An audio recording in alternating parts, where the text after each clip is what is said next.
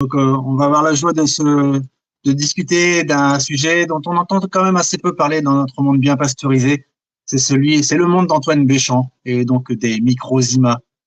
Rappelez-vous ce qu'il nous disait, ou peut-être que vous ne le saviez pas. Moi, je l'ai découvert il y a déjà quelques mois, hein, cette fameuse phrase d'Antoine Béchamp qui est rien n'est la proie de la mort, tout est la proie de la vie. C'est beau et c'est intéressant quand on sait qu'on a une finitude humaine, une finitude animale. Ça me rappelait un petit peu ce fameux message de Lavoisier, guillotiné sous la Révolution française, qui nous disait que rien ne se perd, rien ne se crée, et tout se transforme. Alors, on va en parler avec quelqu'un qui a bien creusé le sujet d'Antoine Béchamp, parce que je ne sais pas si vous connaissez le bouquin d'Antoine Béchamp sur les micro-IMA, mais c'est quand même un pavé. C'est écrit en scientifique français ancien. C'est pas forcément très simple et donné à tout le monde de l'explorer. Mais Brigitte Faux a fait ce travail pour nous de nous le vulgariser, de nous le faire comprendre avec un bouquin relativement petit et facile à lire. Et donc, on va en reparler tout de suite avec elle pendant 1 heure. Bienvenue à toi, Brigitte. Bonjour, Eric. Et bonjour. Je vais te présenter brièvement, Brigitte. Hein, tu es ingénieure dans les télécoms. Tu t'es intéressée à la santé quand tu as découvert par hasard toutes les capacités régénératrices du jeûne. Peut-être que tu pourras nous expliquer ça. Tu as une formation scientifique en biologie, en biochimie, et tu t'es très vite intéressée. Très vite intéressée à la notion de terrain, et puis j'en suis venue à m'intéresser aux travaux de Béchamp. Voilà. Alors, je te laisse la parole. Oui, donc on était coupé, Eric, donc j'avais repris un petit peu. Et donc, je disais que je m'étais intéressée à la notion de terrain et plus tard, j'ai creusé un petit peu les travaux de Béchamp, alors que c'était quelque chose qui était complexe. Et souvent, quand on en parle, on passe complètement à côté de l'importance du sujet. Quand on en entend parler. Pour la première fois, j'avais lu dans un chapitre sur Béchamp, dans le livre Savant maudit, chercheur exclu de Pierre Lance. J'avais rien compris, je voyais pas l'intérêt, je comprenais pas l'intérêt de la chose. J'étais passée au chapitre suivant qui était fort intéressant et je l'ai relu depuis ce chapitre et effectivement Pierre Lance dit tout dedans, mais il y a tellement de choses que l'essentiel nous échappe, en fait. Donc, ce que j'ai essayé de faire, moi, dans ce livre que j'ai écrit, donc Antoine Béchamp, La compréhension du vivant, j'ai essayé de faire une synthèse et d'amener les gens, au moins, à s'intéresser au sujet. Ce qui est un peu difficile, je sais pas, toi-même, tu m'as dit que tu en avais entendu parler puis que tu n'avais pas vraiment compris les choses avant de prendre du recul, parce qu'on est tellement enfermé dans des habitudes de pensée qu'on peut pas imaginer voir les choses autrement. Oui, effectivement, c'est un changement de paradigme complet par rapport à ce qu'on connaît de la pasteurisation de la médecine et du microbe qui est prédominant sur le terrain. J'aimerais juste que tu nous dises, tu nous as montré la couverture de ton livre. Oui. Quel est le sens de ce dessin où on voit un demi-œuf et un demi-poussin? Ah, voilà. C'est la compréhension. En fait, on dit la compréhension du vivant. Ce qui se passe actuellement, c'est que les scientifiques, ils ignorent complètement le vivant en nous. Les scientifiques n'analysent que la matière inerte. Les microbiologistes analysent le vivant, mais ils supposent ce vivant comme étranger ou en symbiose dans nos organismes. Ils connaissent pas notre vivant propre. Et en fait, c'est ça, c'est là la clé. La clé des choses, c'est qu'en fait, Antoine Béchamp avait compris que nous étions vivants. Nous n'étions pas matière inerte. Et que ce que l'on retrouve vivant à l'intérieur de nos organismes, c'est notre vivant, celui hérité de nos parents. Et voilà. Et donc, ce petit œuf qui devient poussin, Donc, dans le vitellus, Antoine Béchamp a découvert des granulations qui sont des granulations vivantes. Ce qu'il a compris, il a découvert les enzymes à l'occasion en découvrant ces petits corps qu'il découvrait pour la première fois dans l'air déjà, avant de les découvrir ailleurs, dans la craie, puis dans tous les organismes vivants, puis il les a retrouvés dans le jaune d'œuf. Et donc ces petits organismes produisent des enzymes. Et c'est le critère du vivant que les scientifiques ne connaissent pas. Actuellement, les scientifiques voient des particules, mais pour eux, c'est de la matière inerte. Ils ne savent pas distinguer une matière inerte, une particule inerte d'une particule vivante. Alors, on va revenir un peu sur ces particules, mais tout de suite situer Antoine Béchamp, qui est un contemporain de Pasteur et de Koch, à qui on l'a souvent opposé. Antoine Béchamp, il est quand même quelqu'un qui est multicarte, puisque lui, au moins, est médecin, mais il est aussi pharmacien, il est biochimiste, il est biologiste. Donc, on peut dire qu'il est un savant de grande envergure. On est un petit peu surpris qu'on ne parle jamais d'Antoine Béchamp dans les facultés de médecine, qu'il n'y a pas d'institut Béchamp, qu'il n'y a pas de rue ou de place Béchamp ou d'école Béchamp, comme on peut avoir des instituts Pasteur, des écoles Pasteur, etc. Peut-être que tu pourras nous en dire un mot là-dessus, mais ça me paraît un peu surprenant qu'on ait donné autant de place à un des personnages sur les deux, alors que tous les deux ont fait des découvertes, et peut-être même que celle d'Antoine Béchamp correspond beaucoup plus à la réalité du terrain. Tout à fait. Par exemple, à la Montpellier, c'est le professeur André Foujos qui m'expliquait que la salle des actes à Montpellier, où Antoine Béchamp a enseigné et fait ses recherches pendant de nombreuses années. Et le préfacier de ton livre. André Foujos, oui, c'est ça, a fait la préface du livre. Et donc, il m'expliquait que dans la salle des actes, il y a une photo de tous les chercheurs qui sont intervenus à la faculté de Montpellier. Eh bien, celle d'Antoine Béchamp a carrément été retirée. Donc, il y a quelque chose derrière tout ça. Mais on sait que il y a quand même une trace dans les comptes rendus de l'Académie des sciences du 27 décembre 1892, dans lequel un médecin refusait de répondre à Antoine Béchamp parce que il estimait qu'il n'avait pas à répondre à quelqu'un dont on devait faire le silence autour de ses travaux. C'est écrit dans les comptes rendus de l'Académie des sciences de l'Académie des sciences, ça. Et donc il y a manifestement eu une volonté de mettre en veille ces travaux, de les cacher et voilà. Donc il y a eu un silence de fait autour de ces travaux.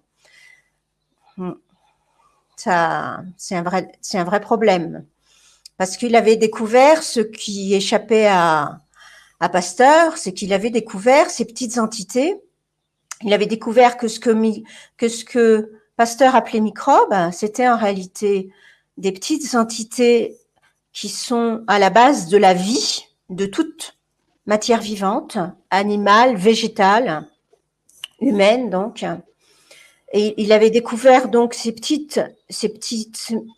organismes qui sont actuellement considérés comme des parasites ou éventuellement en symbiose dans nos organismes. Et il avait découvert qu'en réalité, ils étaient la vie en nous. C'est la brique de base de nos organismes, de tout organisme vivant, sans lequel aucune matière ne pourrait être vivante. Et ça change tout dans notre manière de voir. Parce qu'en fait, ce qu'on combat actuellement, quand on combat les microbes, on combat la vie, tout simplement. Et comme le dit l'étymologie, antibiotique contre la vie. Exactement. Exactement. Quand on utilise des antibiotiques, on va contre la vie. Mais je crois que sur l'utilisation des antibiotiques, quand on comprend que ces petits organismes vivants qui sont présents donc dans le vitellus, dès le vitellus, et qui sont à l'origine sans doute de toutes nos structures dans nos organismes, qui sont à l'origine de nos cellules et tout ça, quand on sait que ces petits organismes sont capables de prendre plein de formes, et donc en particulier des formes qu'on appelle microbes, champignons, bactéries et autres, quand on utilise des antibiotiques, on rétablit simplement, on modifie le milieu, et donc ils retrouvent un aspect à l'état sain ou à un état peut-être ils peuvent, on fait basculer le milieu. Donc je sais pas si les antibiotiques ont un rôle si négatif que ça. Je veux dire, ils ne tuent pas forcément la vie puisqu'on ne tue pas les microzymas. Ils sont vivants. Les antibiotiques peuvent pas les tuer. Alors, Brigitte, Alors, si je peux me permettre une comparaison pour voir si déjà, on comprend bien les choses, c'est un petit peu comme si ces microzymas détectés par Antoine Béchamp étaient comme des petites briques de Lego. Et avec ces oui. petites briques, on fabrique des maisons de formes et de tailles différentes. Ces maisons qui peuvent être des microbes, donc de petite taille, ou des cellules de plus grande taille. Est-ce que c'est comme ça qu'on peut voir les choses, comme des petites Tout à fait. briques de Lego qui permettent d'être assemblées et de fabriquer des maisons de tailles différentes, des châteaux forts comme des chaumières, par exemple? Exactement, parce qu'en fait, ils construisent des cellules, mais ils construisent aussi nos structures. Et dans l'état sain, donc c'est une question de milieu. Et si le milieu est sain, ils vont construire des cellules, ils vont construire nos différentes structures, ou si elles sont déjà construites, ils vont les entretenir à l'âge adulte. Mais c'est vrai qu'à chaque fois qu'il y a un déséquilibre, eh bien, ils vont exprimer ce déséquilibre d'une manière ou d'une autre, en prenant des formes adaptées au milieu, pour mieux réagir à ce milieu. Peut-être pour le rétablir, probablement pour le rétablir d'ailleurs, parce qu'ils tentent toujours de rétablir l'équilibre dans nos organismes. Ils Alors, sont si la je vie, comprends bien, ils tentent de maintenir. certaines bactéries ou toutes les bactéries pourraient être la conséquence d'un déséquilibre et non pas la cause. Autrement dit, les bactéries pourraient être un élément réparateur de l'organisme pour se rééquilibrer, ce qu'on appellerait une maladie, là où il y avait déjà un déséquilibre qui s'était installé. C'est bien ça? Exactement. C'est en fait c'est le déséquilibre qui est la cause du problème. Et ce qui est la cause, c'est ce qui a causé le déséquilibre. Donc ça peut être des causes multiples. Parce que le déséquilibre du milieu, c'est une accumulation de beaucoup de toxiques la plupart du temps. Et tout ça, par exemple, en hiver, qui vient s'ajouter à une température froide, où l'organisme aura du mal à réagir, immédiatement, il va y avoir un déséquilibre qui va s'accentuer. Et c'est pour ça qu'on a sans doute plus de maladies infectieuses l'hiver que l'été. Mais ce ne sont pas les bactéries qui sont la cause. C'est au contraire une forme que prennent les microzymas pour donc ces petits ferments de vie. Ce sont des ferments, hein, ces petits ferments de vie, et ils prennent une forme qui vont leur permettre de mieux réagir. Parce que sous leur forme de microzymas, ils ont peut-être pas une réaction suffisante. Mais alors, par exemple, selon la théorie d'Antoine Béchamp que tu défends aujourd'hui, ce ne serait pas le bacille de Koch qui serait responsable de la tuberculose. Je prends ce simple exemple. Non, oui, tout à fait. Et la tuberculose serait vraiment une réaction interne. D'ailleurs, je ne sais pas si on a vu vraiment de contagion au niveau de la tuberculose. On voit beaucoup de gens dont à une certaine époque, à l'époque de la Première Guerre mondiale, par exemple, on parle de gens dans des familles, il y avait une personne qui avait la tuberculose et pas les autres. Mais et là, c'est Jules Tissot qui a montré que ce qu'on appelait bacille de Koch, c'était pas quelque chose qui pénétrait dans la cellule, mais au contraire, un réseau, ce qu'il appelait bactérien, qui était sans doute une structure montée par les microzymas, un réseau qui sortait de la cellule. Donc en fait, quand on regarde une image figée au microscope, et c'est le danger de la microscopie électronique en particulier, qui déforme déjà par les adjuvants, mais en plus on observe quelque chose de fixe. Et quand on voit quelque chose, on interprète ça comme quelque chose qui pénètre dans la cellule, alors qu'en réalité, c'est probablement quelque chose qui en sort. Et donc, c'est juste la cellule qui se dégrade sous l'effet d'un déséquilibre. Et cette espèce de bacille n'est autre que un réseau interne à la cellule qui sort de la cellule parce que la cellule est devenue défaillante. Et ça, c'est Jules Tissot qui l'expliquait. Donc, la tuberculose, c'est vraiment une maladie interne. C'est lié à quelque chose d'externe, mais qui n'est pas un bacille. C'est plus un déséquilibre.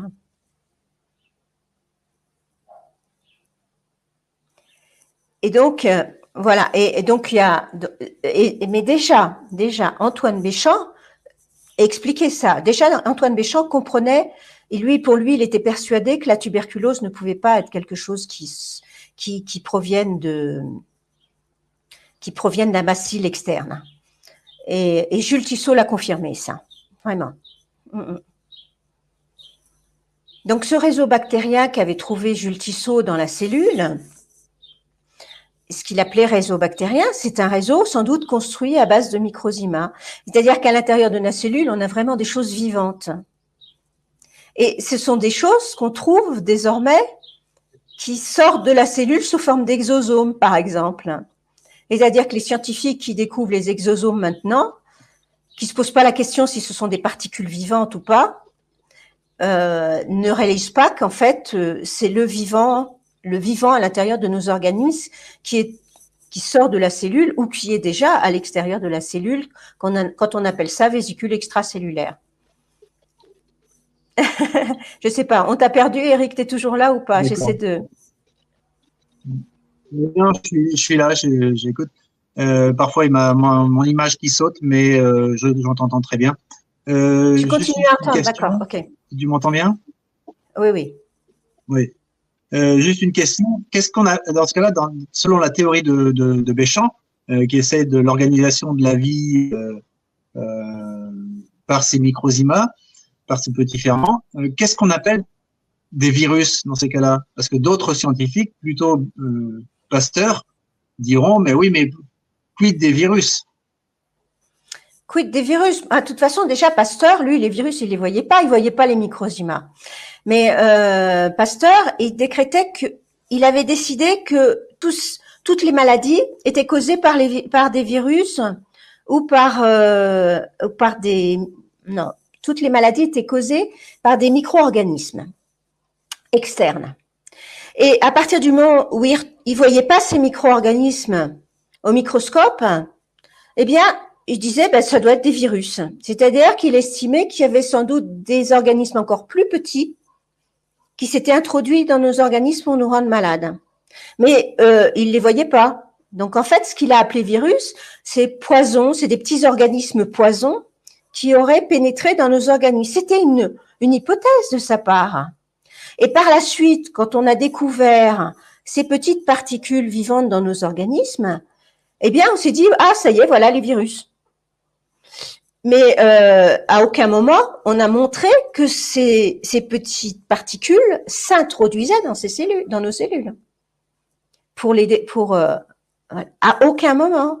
La notion même de virus telle qu'elle est décrite maintenant, c'est-à-dire que on va plutôt l'analyser sous forme de gènes, d'ailleurs, d'ARN ou d'ADN, suivant le type de virus, suivant les gènes qu'on va trouver dans nos organismes, qu'ils semblent être dérangeants pour nos organismes, qui sont interprétés comme dérangeants pour nos organismes, on va dire c'est un gène viral qui a été introduit par un virus. Mais la réalité, il y a rien qui démontre ça. À aucun moment, on ne trouve des travaux, des publications qui nous expliquent clairement que ce qu'on trouve dans l'organisme, ces petites particules qui sont en fait les microzymas, pour répondre à ta question, que sont les virus? Ce sont les microzymas, tout simplement. Ce sont les microzymas qu'on découvre dans nos organismes et qui sont interprétés comme étant étrangers à nos organismes. C'est-à-dire qu'on prend quelque chose qui nous est propre et on prétend que ça s'est introduit dans nos organismes. Et j'ai fait, c'est le magazine Nexus qui a fait un reportage sur l'isolation du SARS-CoV-2 à l'IHU de Marseille. Et j'étais contente d'avoir ce documentaire parce que On nous disait, mais oui, on a bien découvert ce virus et c'est prouvé. Et là, en regardant le reportage, je me suis dit, mais qu'est-ce qu'il nous montre là? Il nous montre au microscope électronique des choses qu'il voit, mais dont on ne sait pas si elles se sont introduites dans nos organismes ou pas. Mais nulle part, il ne le démontre, à aucun moment.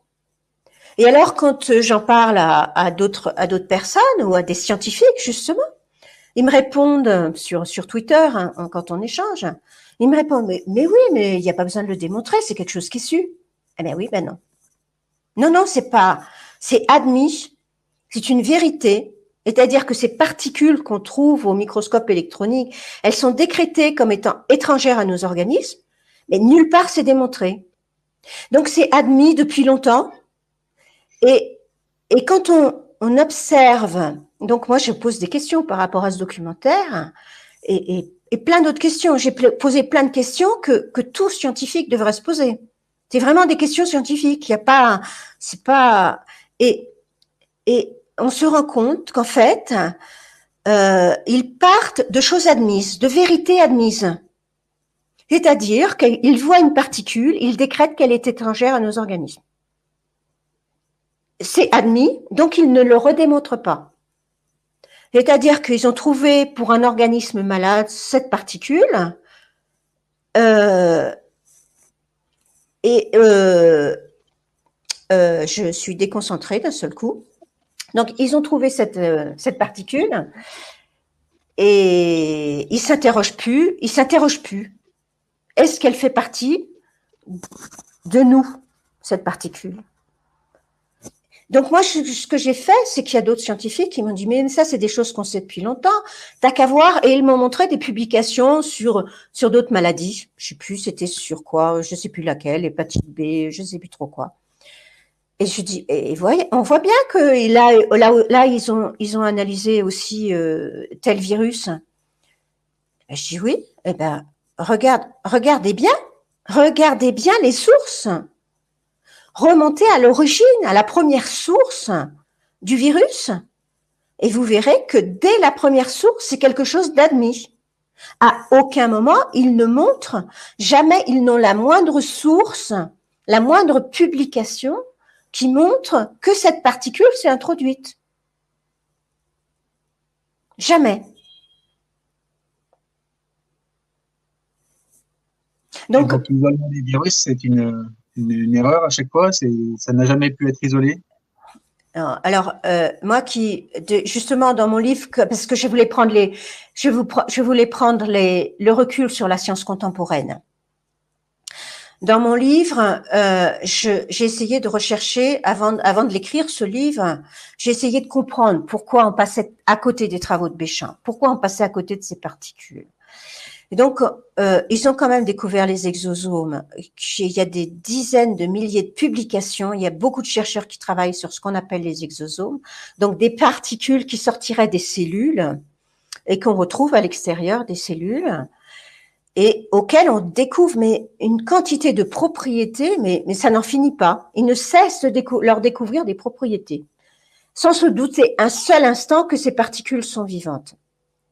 Et en particulier, parmi toutes ces publications que j'ai trouvées, j'en ai trouvé dans lesquelles on dit clairement on ne sait pas faire la différence entre virus et exosome. On ne sait pas.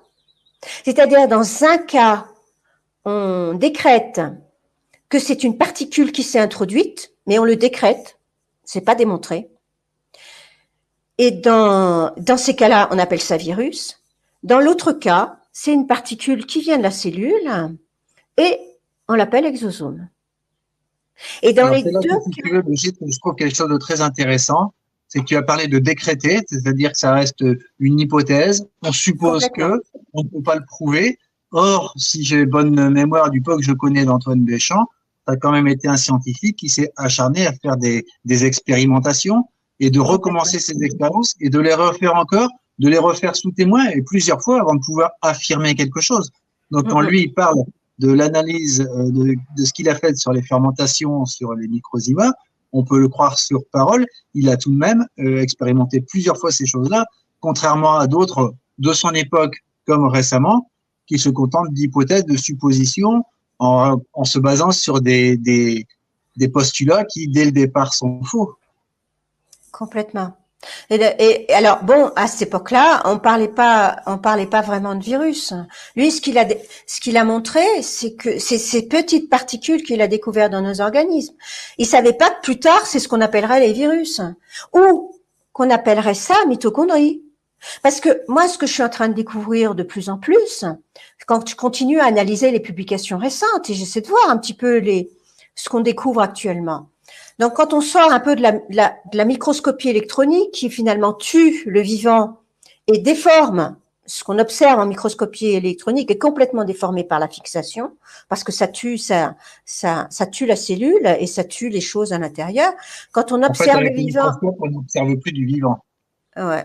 Il faut observer le vivant et des microscopes récents, des techniques récentes sont extraordinaires et nous permettent de voir des choses.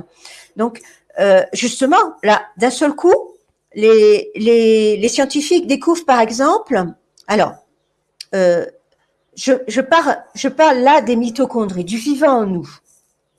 La chose qui m'interpelle vraiment, c'est qu'actuellement, comme les scientifiques ne voient en nous que matière inerte, ils se sont rendus compte qu'à l'intérieur de la cellule, donc la théorie cellulaire, c'est que le plus petit organisme vivant à l'intérieur de nous, c'est la cellule.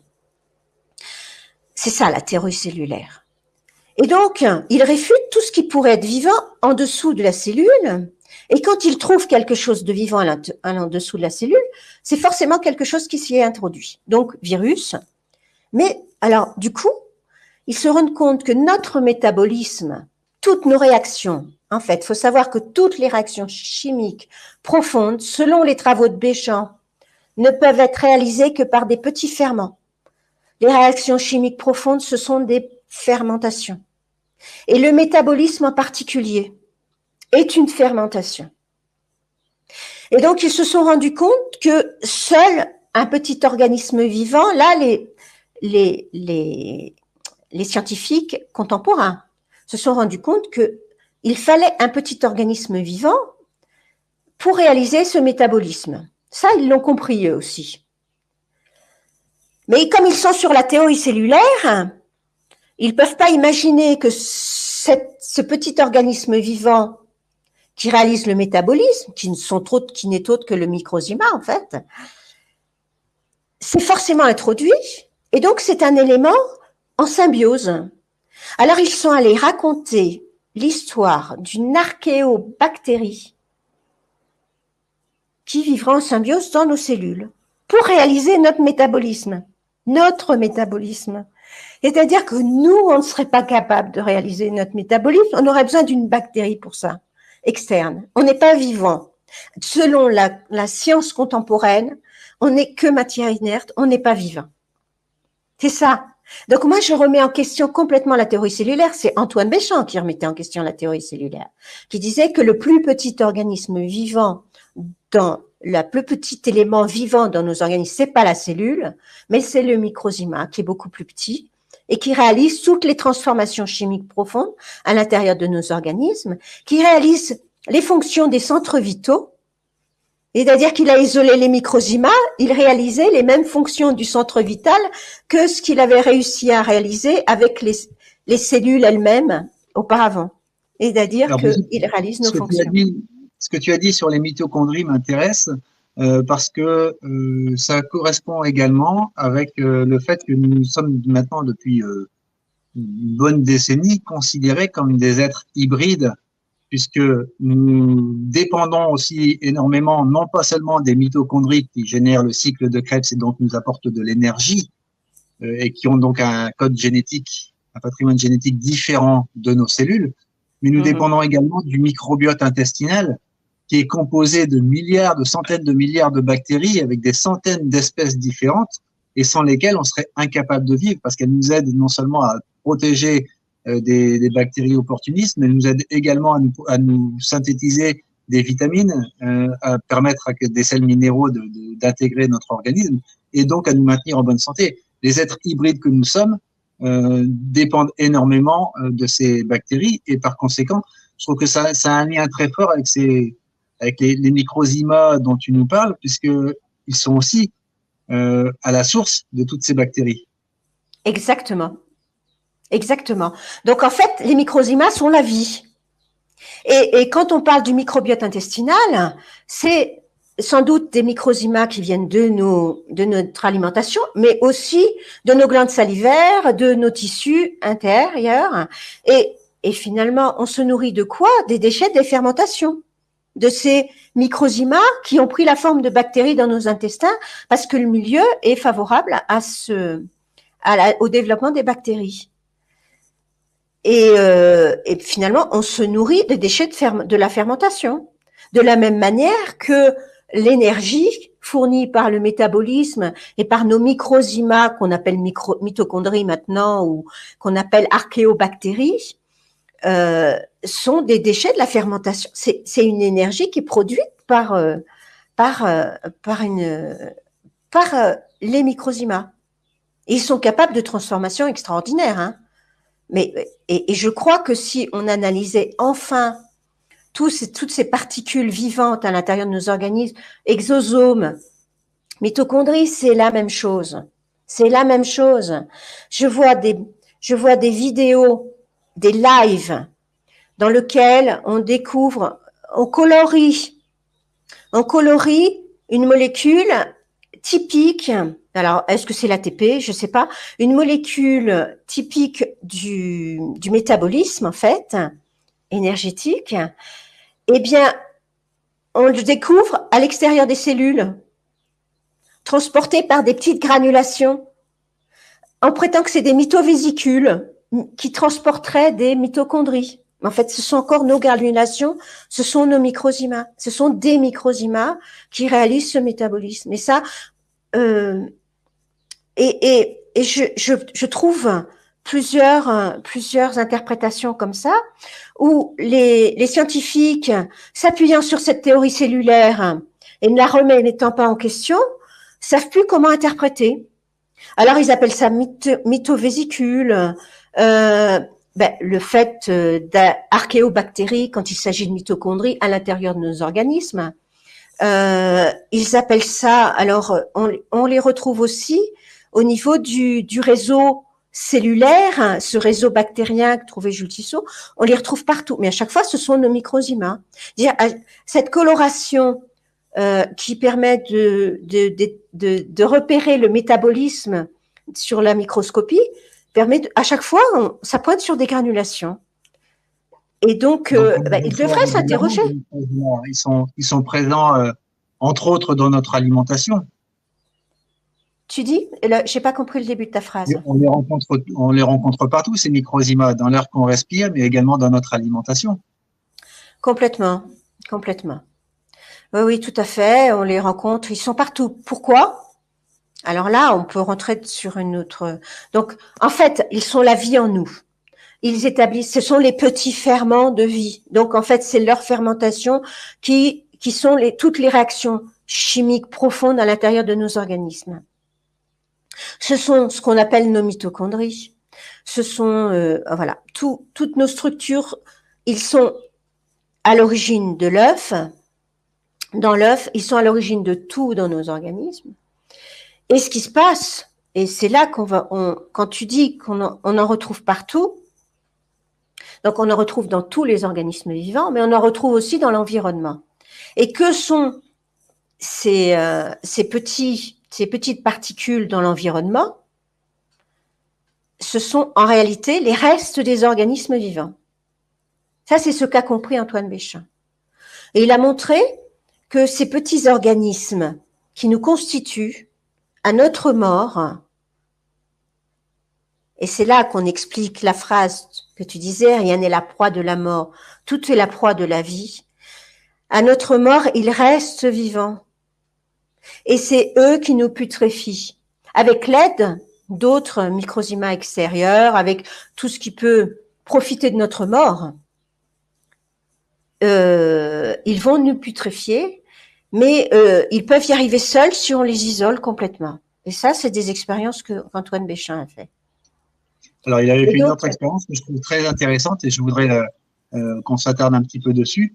C'est sur les microzymas végétaux qui sont capables d'évoluer en bactéries. Il avait vu se former par étapes dans la pulpe d'une plante qui avait subi le gel, une plante grasse avec une paroi épaisse et qui pourtant était restée intacte. Il avait fait une incision dans la partie gelée et immédiatement sous la couche épidermique, il a constaté qu'il existait des bactéries en foule. Euh, je le cite, hein, où les espèces qu'on appelle Bacterium thermo et Putridinis, extrêmement mobiles, étaient prédominantes. Il avait constaté que ces microzymas avaient la particularité donc de former des bactéries qui permettaient à la plante de supporter le gel. C'est bien ça? de supporter le gel, oui, possible. Mais enfin, je crois que la partie gelée, elle a fini par être morte. Hein. Alors, je ne sais pas si elle a supporté, si on est remise ou pas à la plante. Mais en tout cas, quand il prenait cette plante, il analysait la plante après le dégel et il remarquait, il retrouvait ces microzymas, donc à l'origine de la vie, donc de tous les organismes vivants, dont les végétaux. Et dans les parties saines, il retrouvait ces petits microzymas, ces petites granulations. Dans les parties gelées, il trouvait des bactéries, anciennement gelées, donc dégelées, il trouvait des bactéries. Et dans la partie intermédiaire, surtout, il voyait les bactéries se former à partir des microzymas qui sont beaucoup plus petits. Donc les microzymas se regroupaient et donc les granulations se regroupaient et formaient petit à petit des bactéries qu'il retrouvait dans la partie anciennement gelée. Voilà. Donc, est-ce que cette partie gelée a été perdue après? C'est toujours la limite entre la mort et la vie. C'est-à-dire que la constitution des bactéries, elle est utile pour rétablir les choses, mais à un moment donné, si les choses ne peuvent pas être rétablies, elle va être utile cette fois à putréfier la partie. Donc, il y a une limite entre les deux. Il y a la limite qui va être... ça, c'est quelque chose de particulier. À un moment donné, et ça, c'est très fort, c'est quelque chose de très fort, c'est-à-dire que ces petites granulations, si on les retrouve dès le vitellus, donc dès l'œuf, elles travaillent ensemble à nous construire. Et quand on est mort, là, elles deviennent ferments autonomes. Alors, on a une petite idée. Elles ne travaillent plus ensemble. On a une petite idée, Brigitte, de ce que peut être un virus, de ce que peut être une bactérie. On a une petite idée de dessin. On nous a beaucoup dessiné un certain virus il y a peu de temps. Si on devait dessiner un microzyma, on le représenterait comment? Une granulation avec une partie brillante au centre. C'est-à-dire, et là, j'ai un ami qui tient un centre de recherche, Olivier Salière, qui tient un centre de recherche à Nice et qui travaille sur les biophotons. Et donc, il s'intéresse de très près à tout ça.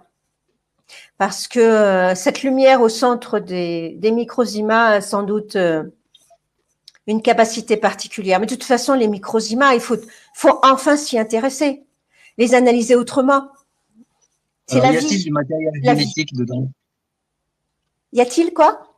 Du matériel génétique. Alors, à partir du moment où on a découvert les exosomes, les nanobes, et les nanobes, on a bien vu, on a même trouvé de l'ADN dedans.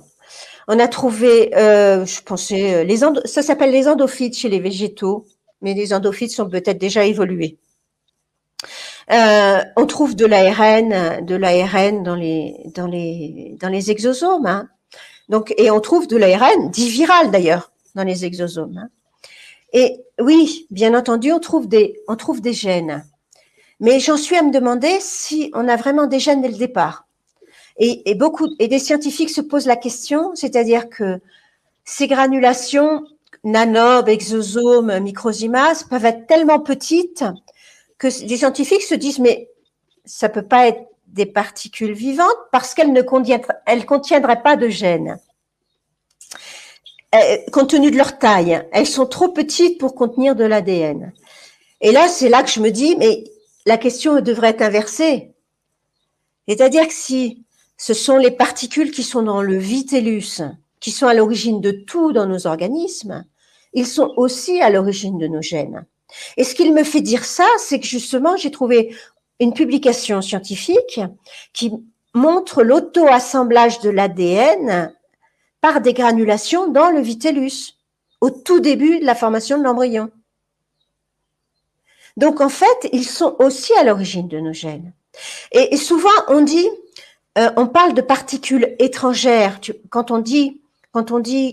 les scientifiques décrètent que des particules sont étrangères, parce qu'elles ont des gènes qui ne sont pas dans nos ADN cellulaires. Mais on raisonne à l'envers. On part de la théorie cellulaire en disant que l'élément essentiel, c'est la cellule. Mais non, les éléments essentiels, c'est pas la cellule. L'élément essentiel est plus petit. Il construit nos cellules avec un ADN cellulaire. Mais ils doivent construire, ils sont eux-mêmes avec des gènes, sans doute des ARN, il doit y avoir d'autres gènes, ils sont à l'origine des gènes. Et tout ce virome qu'on découvre à l'intérieur de nos organismes, ces microbiomes, c'est-à-dire les gènes viraux microbiens qu'on découvre désormais, et il y a pas si longtemps, hein, il y a quelques années à peine qu'on découvre tous ces gènes dits viraux microbiens à l'intérieur de nos organismes, qu'on croit s'être introduites, sont produits sans doute par nos organismes, qui sont censés être en mutation, sans cesse. La vie, c'est le mouvement. Donc, ces gènes, ils doivent être en permanence, en changement, en transformation, en fonction du milieu, en fonction de la fonction que réalise le microzyma, en fonction de ce qu'il est en train de faire, en fonction du déséquilibre qu'il tente de rétablir, en fonction de plein de choses. Et tous les gènes qu'on a à l'intérieur sont sans doute produits par les microzymas. Et quand on dit mais non, on me réfute souvent en me disant mais c'est pas possible cette histoire de microzymas, ça n'existe pas parce qu'on retrouve pas les ARN des exosomes ou des virus dans notre ADN, ou pas toujours. Eh bien, c'est penser à l'envers, tout simplement. L'ADN n'est qu'une molécule produite par la vie, par le vivant en nous. Ça change tout. Le rôle central de l'ADN, c'est un dogme. Mais il est évident que, en fait, on pense à l'envers actuellement. Complètement. Moi, ça me paraît. On a quand même, ce qui est quand même bien ancré dans l'esprit, c'est que, et c'était aussi des travaux d'un professeur du XXe siècle, qui est le professeur Jérôme Lejeune, découvreur de la trisomie 21, qui occasionnait le syndrome de Down.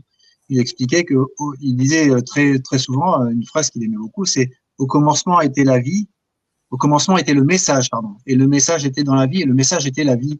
Et pour lui, le message, l'origine, c'était quand même l'ADN, et jamais on ne nous parlait de microzyma. Mais oui, on a l'impression quand même que dans notre médecine traditionnelle, c'est avant tout avec le message génétique que le reste vient. C'est pour ça que c'est compliqué pour nous qui n'avons pas les connaissances que tu as sur votre Béchamp de remodeler le système. Parce qu'on pense en matière inerte. C'est-à-dire qu'on prend toutes les particules, on prend tous les éléments qu'on trouve dans nos organismes et on interprète par ces éléments. En fait, c'est la vie. On doit partir de... Et c'est la question que je pose. Les embryologistes ont-ils cherché ce qui est doué d'activité transformatrice dans l'œuf? Qu'est-ce qui permet toutes ces transformations?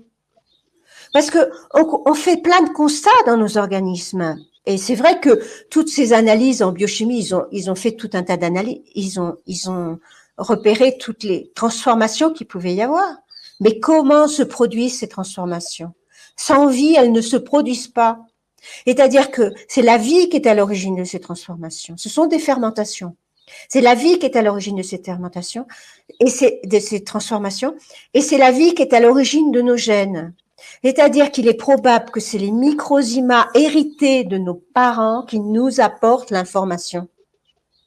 Plus, sans doute, cette lumière qui les éclaire, qui vient d'ailleurs. Et là, je crois que là, il faut se poser plein d'autres questions. Et je crois que la science, elle est là pour répondre à ces questions. Pourquoi les microzymas agissent tous ensemble pendant notre vie? Et pourquoi ils deviennent des ferments autonomes quand on est mort? C'est que quelque chose les maintient ensemble, leur permet de collaborer. Et ça, c'est pas quelque chose d'intérieur, c'est quelque chose qui nous vient de l'extérieur. Alors, il y avait une chose qui devait être commun entre Antoine Béchamp et Claude Bernard, c'était l'histoire de la notion de terrain, de milieu. Ouais. Est-ce que tu peux nous en dire un mot? La notion de terrain est à différencier de la notion de milieu. C'est-à-dire que ces petits microzymas, ils naissent, ils se développent au développement de l'embryon et ils vont former petit à petit nos centres vitaux. Et dans chaque centre vital, on a un milieu différent. On a un milieu différent parce que le milieu est propre à une fonction. Donc, on a plein de milieux dans nos organismes. Et quand on parle de terrain, c'est un ensemble. C'est un ensemble. On va parler de terrain sain ou de terrain maladie, mais ça va être peut-être un milieu, mais sans doute plusieurs milieux qui vont être déséquilibrés. Mais on a souvent tendance à confondre terrain et milieu. Et par exemple, parler de terrain acide, ça n'a pas de sens. N'a pas de sens. Du tout. Ce qui est acide, quand on parle de terrain acide, c'est l'urine.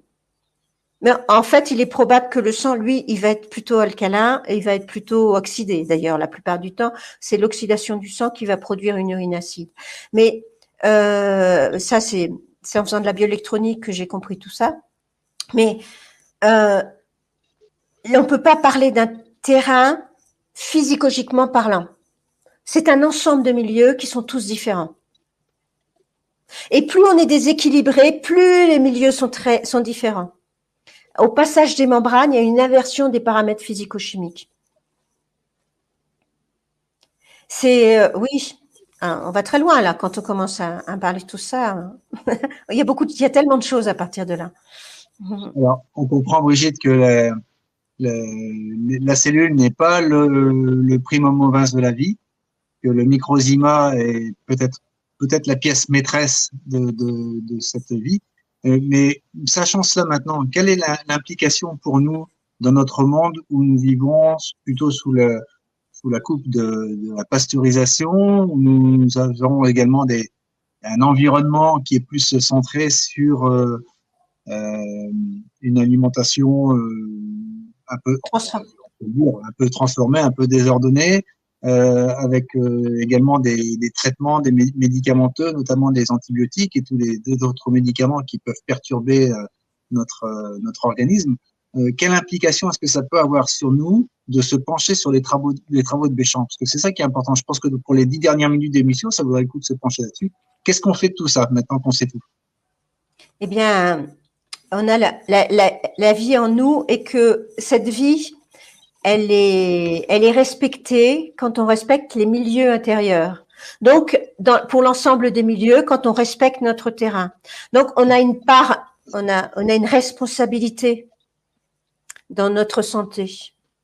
C'est-à-dire à nous d'essayer déjà par notre nourriture, par notre environnement. Alors, bon, on n'est pas maître de tout ce qui nous arrive d'un point de vue environnemental, mais on a déjà une part de responsabilité dans notre état de santé.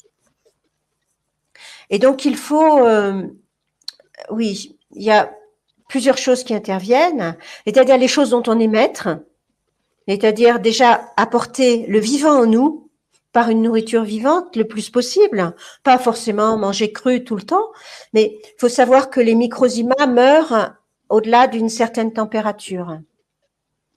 Donc, en moyenne, longtemps à 100 degrés, un certain temps à 100 degrés, ils sont quand même très résistants. Donc, il faut avoir une nourriture, essayer dans notre nourriture d'apporter des éléments vivants qui vont nourrir ce fameux microbiote intestinal qui apporte la nourriture au sang finalement. Et donc, on peut boire une eau saine, pareil. On peut agir sur notre santé du mieux possible. On peut essayer d'éviter après les toxiques, donc les toxiques environnementaux, les toxiques médicamenteux, les toxiques de notre environnement, les peintures et tout un tas de choses. Donc, essayer de vivre dans un environnement sain. Et tout ce qui est électromagnétisme aussi, les champs électromagnétiques oxydent nos organismes, ça veut dire qu'ils nous bouffent nos électrons en fait. Ça nous brûle. Tout ce qui est oxydation, c'est une brûlure en fait. Hein. Ils nous brûlent en fait. Malheureusement, on va avoir du mal à y faire quelque chose puisque ces champs électromagnétiques sont absolument partout. Même les zones blanches n'existent plus. Ouais.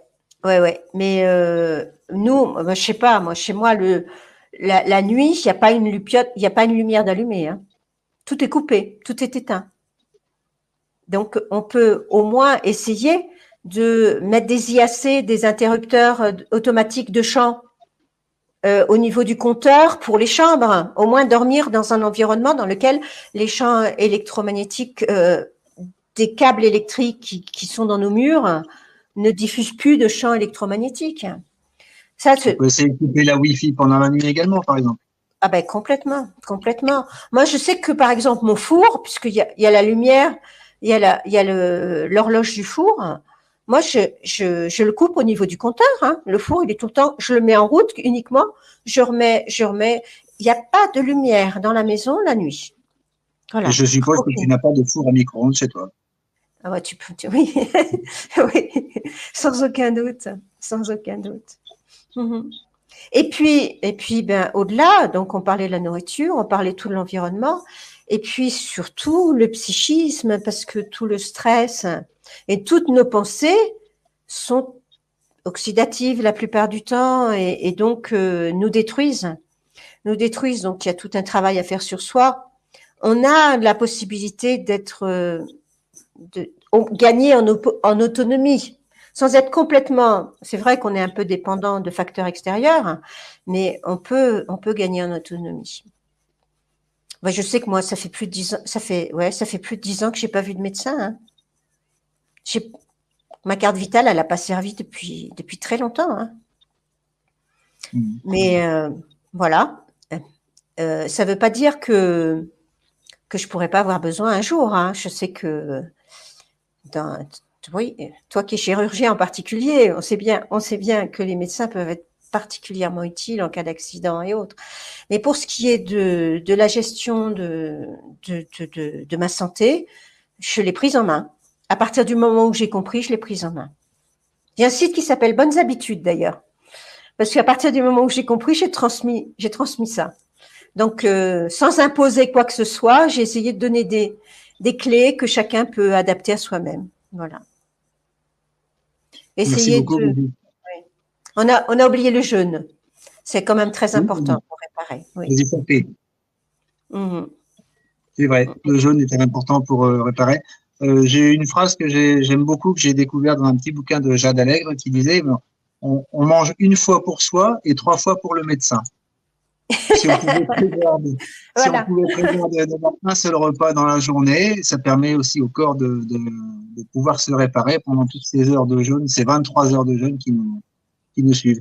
Une clinique allemande préconisait un jeûne intermittent où on saute un repas, principalement celui du soir, mais ça peut aussi être celui du matin, mais où on reste à peu près 16 heures sans manger, qui permet au corps de se détoxifier, de se réparer là où il a besoin, parce que tant qu'on mange, et il y a des personnes que je connais qui mangent à longueur de journée tout le temps, et si on n'y prend pas garde, c'est un petit peu ce qu'on fait, parce que c'est aussi un exutoire, l'alimentation, quand on est en période de stress. Eh bien, on empêche notre corps de vider les poubelles, parce qu'à chaque fois, on lui apporte des choses qui remplissent les poubelles. Donc, il n'a pas le temps de les vider et la maison s'engorge. Merci beaucoup, Brigitte. On est pris par le temps, c'est passionnant de pouvoir t'écouter. J'invite tout le monde à acheter le livre que tu as édité aux éditions Medicatrix, Antoine Béchamp, La compréhension du vivant. On va en retenir plusieurs choses. C'est que d'une part, comme disait Antoine Béchamp, rien n'est la proie de la mort, tout est la proie de la vie. Microzima est vraisemblablement, moi je vais garder j'ai pas fait les expériences qu'a fait Béchamp, j'ai pas fait ton expérience non plus, donc je vais garder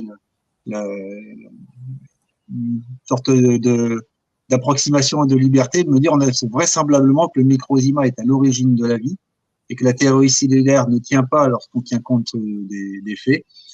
L'importance aussi de tenir compte de ce concept pour savoir que toutes nos cellules, toutes nos bactéries viennent d'abord du microclimat, que les bactéries ne sont pas forcément des êtres néfastes qui veulent nous détruire, mais qui sont la fonction que les microclimats choisissent pour réparer le corps à certains endroits, au moment où il en a besoin.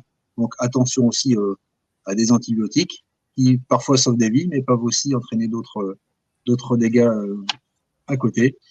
Voilà, je ne sais pas si tu as 2 ou 3 mots que tu veux dire encore à nos auditeurs, et puis on va en rester là. Eh bien, bon, pour ceux qui veulent lire le livre, je fais je transmets. Mon but est d'amener les arguments aux scientifiques.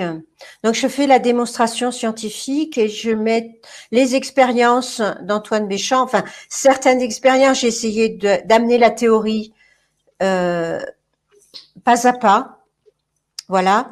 Donc, c'est la première partie du livre. Et la deuxième partie, je prends le recul sur la science contemporaine et j'essaie d'observer sous ce nouvel angle les conclusions actuelles. Voilà.